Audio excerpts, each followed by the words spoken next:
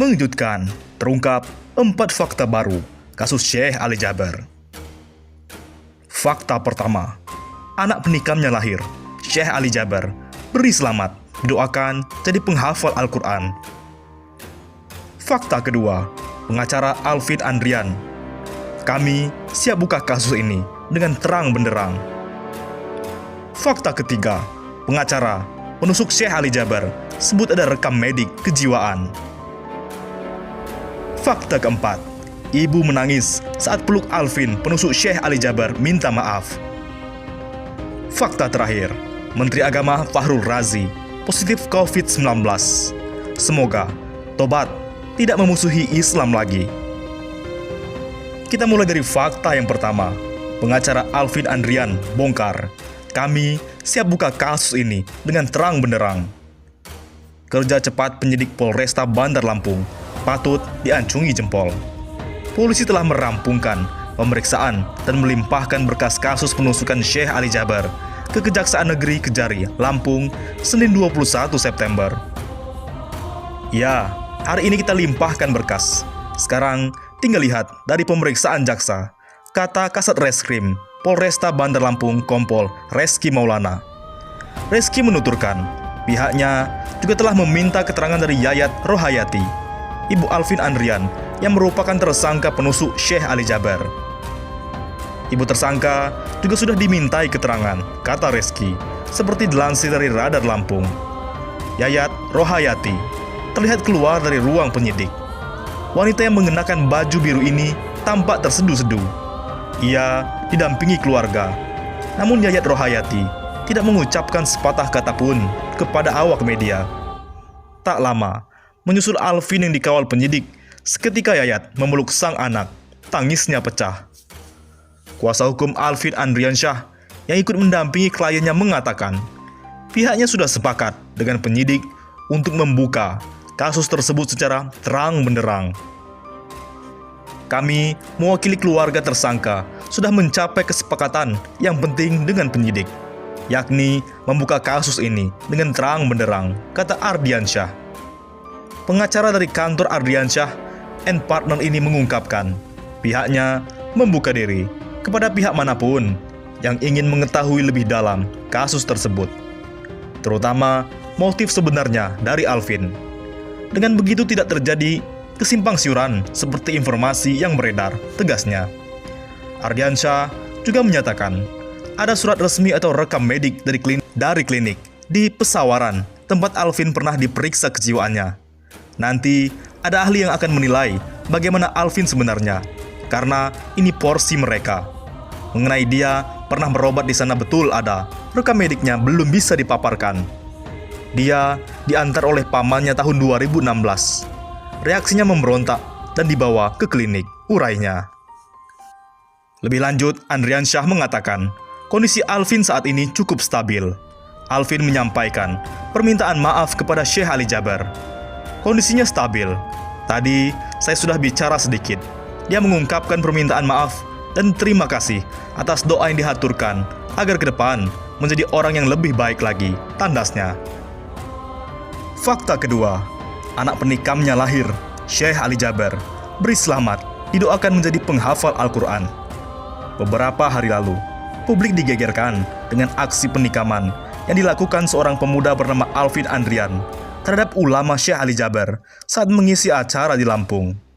Beruntung, Syekh Ali Jaber berhasil selamat dari aksi tersebut, sedangkan Alvin sudah ditangkap polisi untuk diperiksa lebih lanjut. Beberapa hari lalu, kini Syekh Ali Jaber kembali menunjukkan sikap terpujinya. Meski sudah tersakiti, dia tetap mendoakan pelaku dan keluarganya agar dilindungi Tuhan. Bahkan Syekh Ali Jaber mengucapkan selamat atas kelahiran anak Alvin. Menurutnya, istri Alvin baru saja melahirkan. Hal ini disampaikan Syekh Ali Jaber melalui video yang diunggah ke kanal YouTube miliknya Minggu 19 September. Dan sempat saya mendapat berita, info mengenai si AA. Ini istrinya baru juga melahirkan. Jadi mungkin dalam kesempatan live ini, saya ucapkan selamat untuk istri beliau, kata Syekh Ali Jaber. Warga naturalisasi asal Arab Saudi ini pun mendoakan anak Alvin kelak tumbuh menjadi seorang penghafal Al-Quran. Semoga insya Allah keturunannya yang baru lahir insya Allah bisa menjadi berguna bagi Indonesia, bisa menjaga nama baik keluarga, dan mudah-mudahan menjadi keturunan yang hafal Al-Quran, katanya.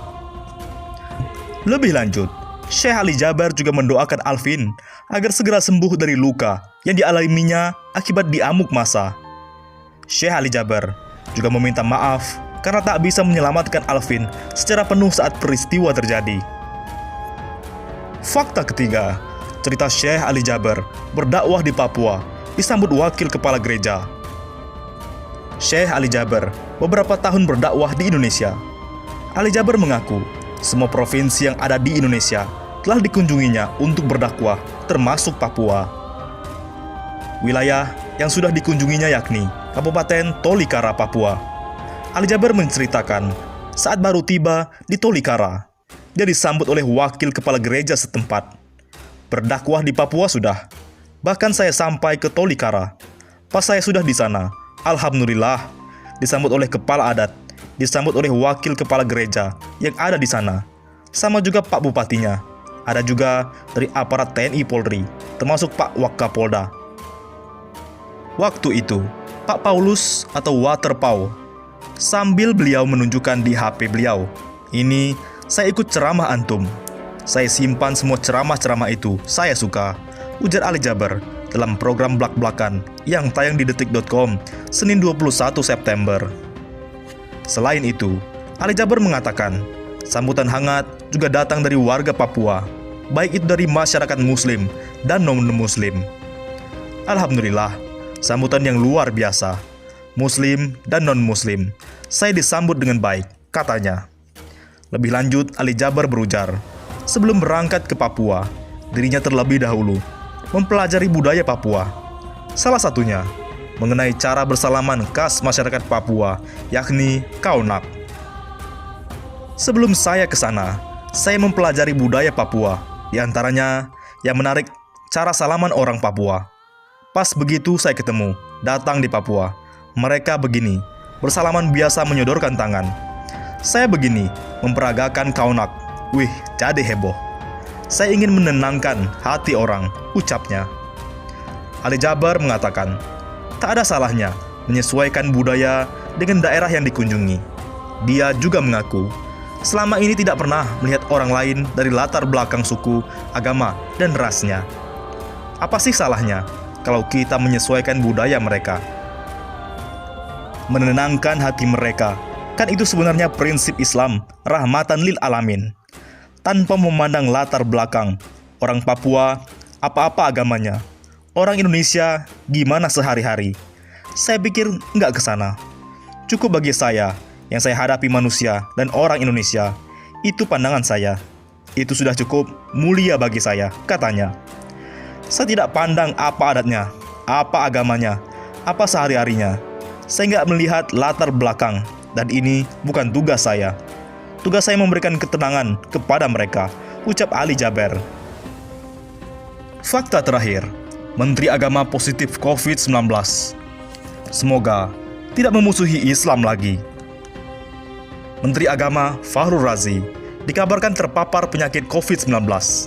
Kabar ini disampaikan oleh staf Susmenak, Kevin Haikal. Melalui keterangan resmi, Senin 21 September. Dalam keterangan itu, dikatakan jika Fahrul melakukan tes swab pada 17 September 2020. Pada 17 September, Menak melakukan tes swab dan hasilnya positif. Namun alhamdulillah, kondisi fisik beliau hingga saat ini terpantau baik. Tidak ada gejala-gejala mengkhawatirkan, terang Kevin Haikal. Kini, Fahrul telah mematuhi protokol kesehatan dan tengah menjalani isolasi mandiri. Kendati demikian, kondisi fisik Fahrul dikabarkan baik dan sedang beristirahat. Meskipun dalam kondisi yang baik, saat ini Menteri Agama tengah menjalani proses isolasi dan istirahat. Ini bagian dari wujud komitmen beliau dalam menaati protokol kesehatan dan memutus mata rantai kemungkinan penyebaran. Kami mohon doa dari masyarakat, semoga prosesnya berjalan lancar, serta Menak bisa lekas sembuh. Semoga hasil swab berikutnya negatif, sehingga Menak dapat menjalankan tugas-tugasnya kembali, papar Haikal. Dalam koordinasi itu, Fahrul meminta agar program-program dan layanan keagamaan tetap berjalan.